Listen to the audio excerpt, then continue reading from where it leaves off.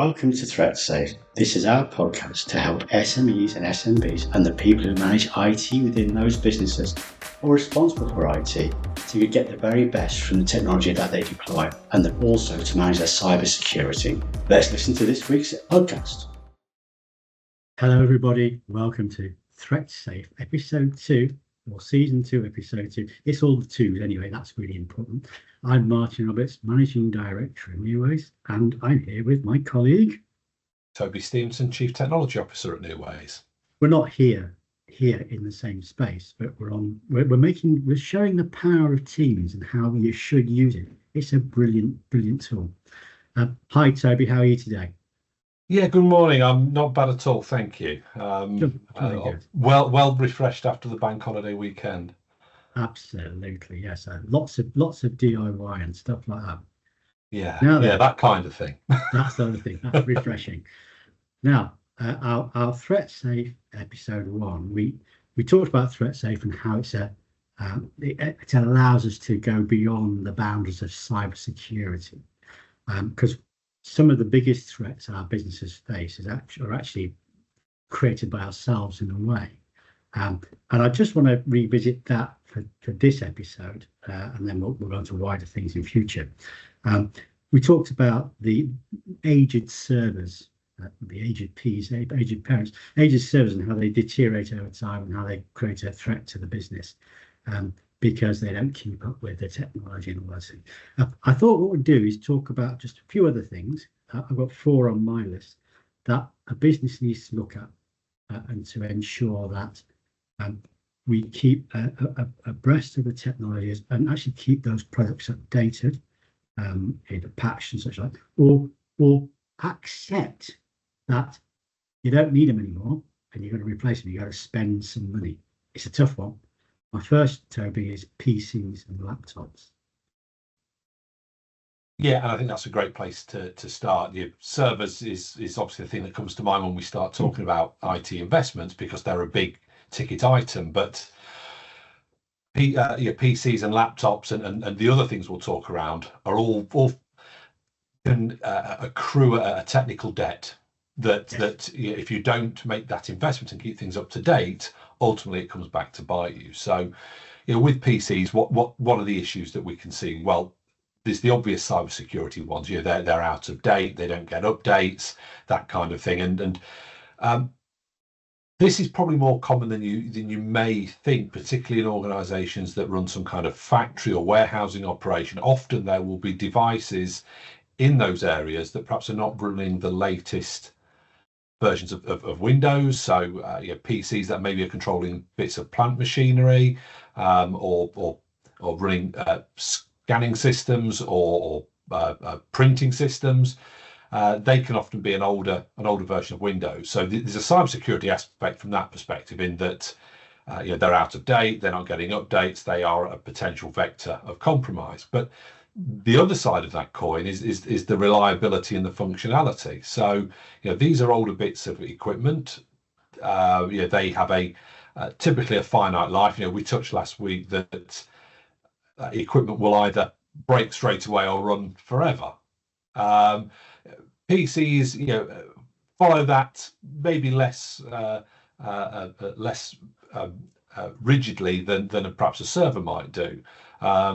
But again, a PC that is 8, 9, 10 years old probably is made of really old components. Maybe it's located in a place that's particularly dirty. So failure is one thing, just a physical failure of the equipment and the impact that has if a particular piece of the plant is down because the Windows 7 or earlier machine. I mean, we've seen Windows 2000, we've even seen MS-DOS, which is the pre-runner to Windows in certain situations. I remember that. and that piece of equipment goes down because that PC fails. That's obviously has an impact on the business, but the other side is how quickly can you get that bit of kit replaced. And we've seen bits of plant equipment that have got what you would call archaic connectivity on the back that is required for plugging into the PLC. A modern PC is not going to have that connectivity on the back, and the same with certain printing systems. Again, maybe don't have USB and things like that, which you expect on a modern PC. And it's not always just as straightforward as just dropping a new machine and installing the software, because invariably it doesn't work. So these are all things that, again, it's that cascading effect of when one thing goes wrong, all these other factors are stacked against you. So I think that's kind of the iceberg risk. You see the stuff that's above the water, which is the cybersecurity stuff, and it's actually is the operational risk that isn't always obvious until you actually start unpicking and doing some what if scenarios. I think the problem is, of course, is that in some cases I've seen very expensive laptops purchased by typically the CEO, because he gets or the IT manager, and it's a huge price ticket.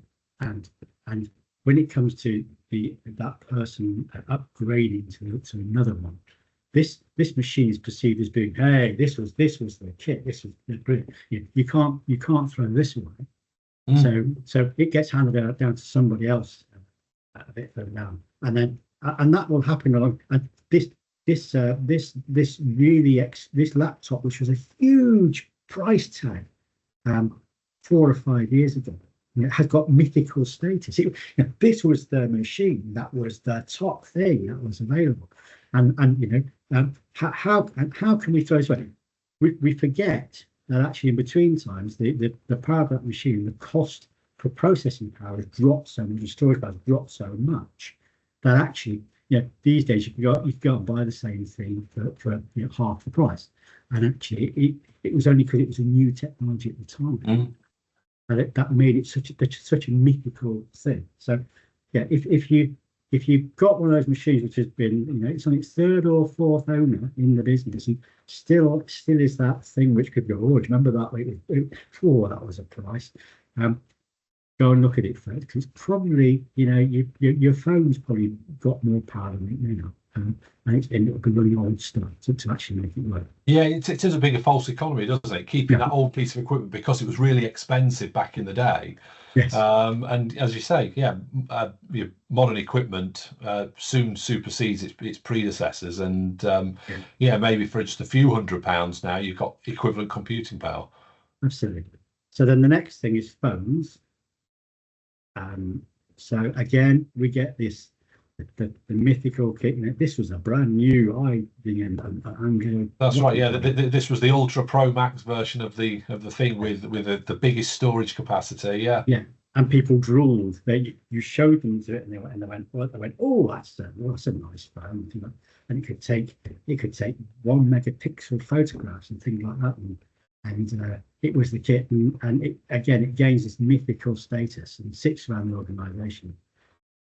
The people lower down, when they finally get handed this thing, they go, and it's not all that, yeah. But the people who've handed it down are going, well, this was their kit when I got it first time. Of course, the danger with phones is exactly the same. Yeah, absolutely. So different phones and different vendors have a slightly different policy, but at some point they stop issuing updates. And if you're doing things like Cyber Essentials, you absolutely have to keep the device up to date. But it's a good idea anyway, because it covers up a lot of the vulnerabilities that may exist in a phone. And bearing in mind that your phone will either have lots of company data on it, so therefore could be enticing to somebody that wants it, but it may also have, and again, this applies to the personal side, banking details or other personal information on there that actually you'd rather not fall into the wrong hands. And whilst mobile operating systems are probably more secure than things like Windows, because Windows is a general purpose operating system, mobile phones are more targeted to a very specific use case, and the way that they have been built is different to Windows in as much as that they're not quite as open internally. That doesn't mean that they don't have vulnerabilities and they don't have situations where things can cause you problems. I mean, there was one not that long ago where, and I think it affected, I think that actually both Android and Apple have had variants of this, but ultimately if you received a text message with the wrong characters in it, it basically bricked the phone. Yeah. And that was fixed by an update, But of course, if you don't do the updates, or you're not entitled to the updates, you don't get these things. So again, there's that resilience and that reliability piece. So yeah, updating is really, really important for that purpose. So if we think of it outside of the compliance realms, because cyber essentials and above all require you to have up-to-date software on the devices. Apple phones, are viewed as being more expensive than Android phones. The advantage to that is that they tend to have updates for longer. So the cheaper Android phones may only have updates for 2 or 3 years. The more expensive ones, 5, 6, 7, 8 years. Apple is that 7 to 8 year period from release date. We touched on that in the servers in the last year. It's from release date, not from when you get the phone. So you see this offer on a 2-year-old phone. You're already in 2 years into its available update, so it can end up being a false economy. Yeah, it's an interesting thing. I think a couple of things to learn from this then is one thing. So this is a very visible thing. I mean, people are wandering around with this kit and they're using it, and they're complaining that it's slow. And that it may have been Martin's, but it's now 6 years old. But it's there, and you may think they're very, they're not. They've got kit which actually is now outdated, so there's a risk to your business, and you can do something about it. The best thing you can do as a business owner, or the person who manages the IT, or oversees the IT, is to do a proper budget, which says, I'm going to replace all my PCs and laptops and my phones over a defined period, whether it's 3 or 5 years, and you budget it in, and you say, yeah, so nothing's a surprise. Of course, you've got your add-ons for when new starters come in.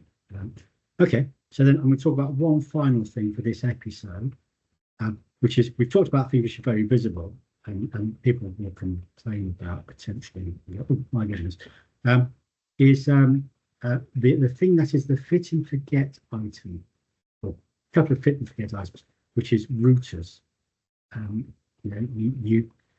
You start your business up, or you're in your business, and you get the connectivity sorted out, and you get a router, you fit it, and you forget it. And that's fine to some degree, and they just generally work. But it is a vulnerability over time. Is that, I mean, it's fair, isn't it? Yeah, it is. Yeah, it's a device that's exposed to the internet, and although it will be hardened in some capacity, vulnerabilities exist and emerge. And yeah, there was a pretty high profile example where a couple of different vendors were targeted in the last 12-18 months by a large nation state threat actor group, and they were targeting devices that were out of warranty.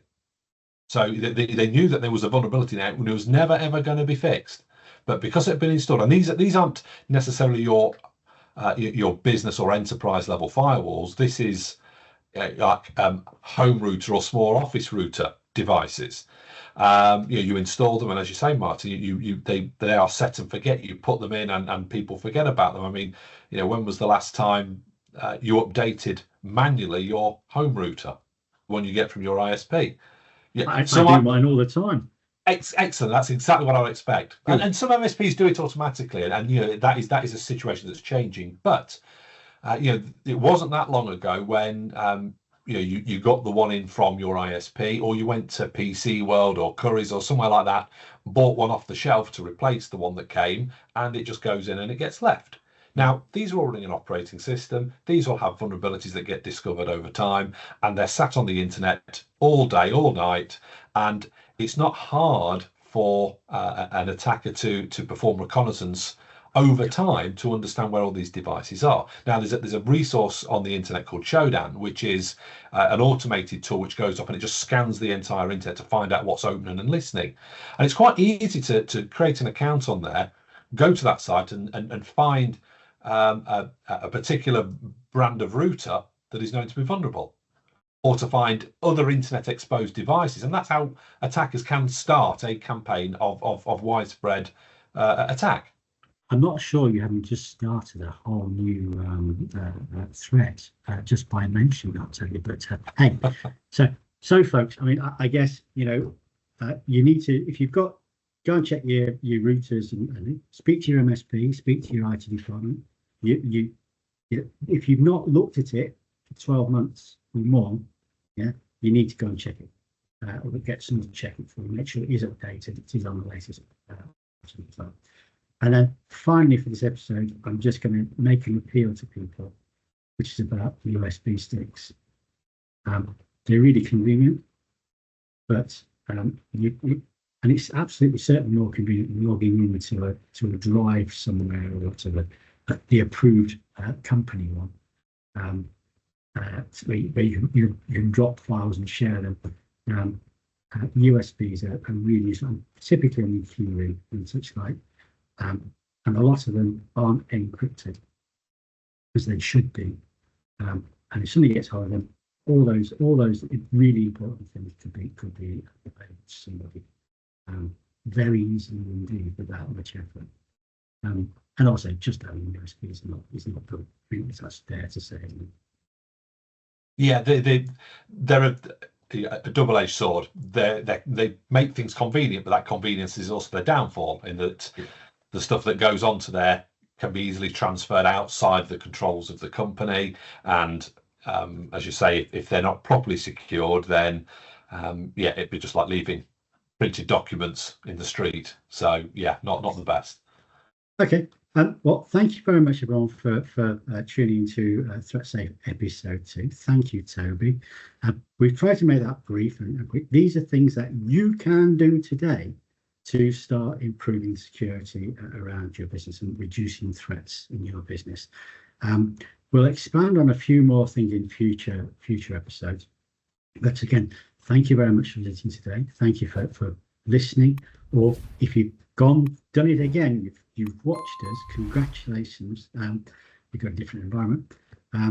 It's been great. And thank you very much, Toby. Oh, thank you. Thank you. Thank you to the listeners. Cheers. Goodbye. Thank you for listening to Threatsafe. We hope you found it enjoyable and informative.